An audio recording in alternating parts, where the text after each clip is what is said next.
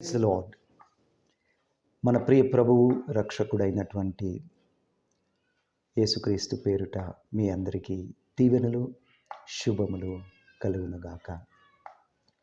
ఈరోజు ధ్యానాంశము కీర్తనలు 50వ అధ్యాయము 15వ వచనాన్ని ధ్యానం చేసుకుందాం. ఆపత్కాలమున నీవు నన్ను గూర్చి మొర్రపెట్టుము. ఆపత్కాలమున నీవు నన్ను గూర్చి మొర్రపెట్టుము, నేను నిన్ను విడిపించేదను, నీవు నన్ను మహిమ పరిచెదవు. ప్రియమైనటువంటి దేవుని బిడ్డలారా, మనము ప్రతినిత్యము కూడా అనేకమైనటువంటి ఆపదలు లేదా పరిస్థితులు గుండా వెళ్తూ ఉంటాం. మరి కొన్ని ఆపదలు మన స్వంత నిర్ణయాల వల్ల లేదా మనకు తెలిసి చేసుకునేటువంటి లేదా తీసుకునేటువంటి నిర్ణయాల వల్ల మనం ఎదుర్కొంటుంటాం. మరి కొన్ని మన యొక్క కంట్రోల్ లేకుండా, కొన్ని మనకు తెలియకుండా కొన్ని ఆపదలను మనము ఎదుర్కొంటూ ఉంటాం. మరి ఉదాహరణకు కొన్ని మనం తీసుకునేటువంటి నిర్ణయాలు, డెసిషన్స్ కొన్ని తెలిసి మనము చేస్తూ ఉంటాం. అలాంటి సమయాల్లో మనము ఆపదల్లో పడిపోతూ ఉంటాం. మరి ధూమపానము, త్రాగుట శరీరానికి హానికరము, మరియు మద్యము త్రాగుట శరీరానికి హానికరము. మరియు అతి వేగంగా మనము రోడ్డు మీద ప్రయాణం చేస్తున్నప్పుడు మనము సైన్ బోర్డ్స్ చూస్తూ ఉంటాం. స్పీడ్ లిమిట్ సైన్ బోర్డ్స్, వేగ పరిమితి. ఈ యొక్క రోడ్డు మీద మీరు ఇంత పరిమితితోనే మీరు ప్రయాణం చేయొచ్చు, అంతకుపై మీరు వెళ్తే ప్రమాదానికి గురి కావచ్చని కొన్ని సైన్ బోర్డ్స్ మనము చూస్తుంటాం. అదేవిధంగా మరి దేవుడు కూడా మనల్ని అనేక విషయాల్లో మనల్ని హెచ్చరిస్తూ ఉంటాడు.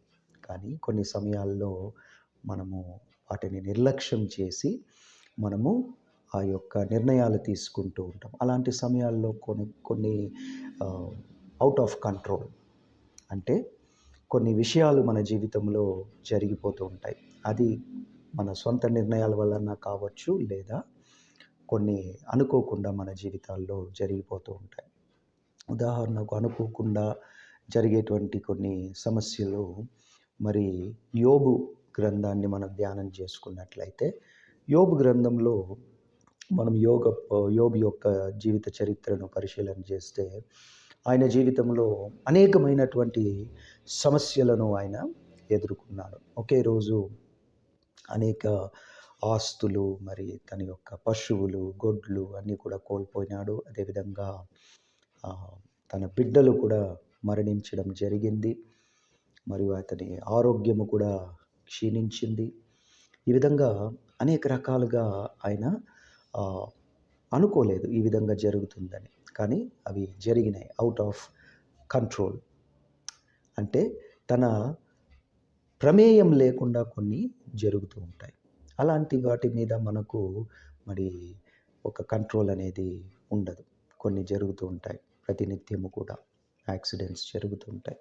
కానీ దేవుని వాక్యం ఏం సెలవిస్తున్నదంటే, ఆపత్కాలమున మనము ఆయనకు మొర్ర పెట్టాలి. ఆమేన్. ఆపత్కాలమున దేవుని సన్నిధానములో మనము మొర్ర పెట్టాలి, ఆయనను మనం తలుచుకోవాలి, ప్రార్థన చేయాలి అని దేవుని వాక్యం మనకు నేర్పిస్తున్నది. కొన్ని సందర్భాల్లో మనం ఏం చేస్తామంటే, ఎక్కువగా చింతించే వారిగా లేదా ఇతరులతో మన బాధలు పంచుకుంటూ ఉంటాము, మన స్నేహితులు కానీ బంధువులు కానీ అందువలన చాలా మటుకు మనకు సరైనటువంటి సొల్యూషన్, అంటే పరిష్కారము దొరకకపోవచ్చు. అదే దేవుడు మనతో చెప్తున్నది. ఆపత్కాలమందు నీవు నాతో మొర్రపెట్టు, నేను నిన్ను విడిపించేదను. ఆమేన్. హల్లెలూయా. ఎంత మంచి ప్రమాణం చూడండి. దేవునితో మనం మొర్రపెట్టినప్పుడు, ఎందుకంటే ఆయన మన సృష్టికర్త అయ్యే ఉన్నాడు, మనలను తన సొంత బిడ్డలుగా. అందుకే నీ తల్లి అయినా నిన్ను మరవచ్చు, కానీ నేను నిన్ను మరవను అని ప్రమాణం చేసినాడు. ఆమేన్. కాబట్టి దేవుని సన్నిధానంలో మనము ప్రార్థన చేసినప్పుడు ఆయన చూస్తూ ఊరుకునేటువంటి దేవుడు కాదు. ఆయన తన బిడ్డలు ఎన్నడూ కూడా కష్టాలలో ఉంటే ఆయన చూస్తూ ఓర్చుకోలేదు. ఆయన ఏం చెప్తున్నాడంటే, నువ్వు నాకు మొర్రపెట్టుము, నా సన్నిధానములో నన్ను జ్ఞాపకం చేసుకో, ప్రార్థన చేయి, నేను నిన్ను విడిపిస్తాను. ఆమేన్. ఈరోజు బహుశా ప్రియ సహోదరుడా, సహోదరి, ఏదన్నా నీ జీవితంలో ఇరుక్కపోయినటువంటి పరిస్థితిలో ఉన్నావేమో, దేవుడు నీతో మాట్లాడుతున్నాడు.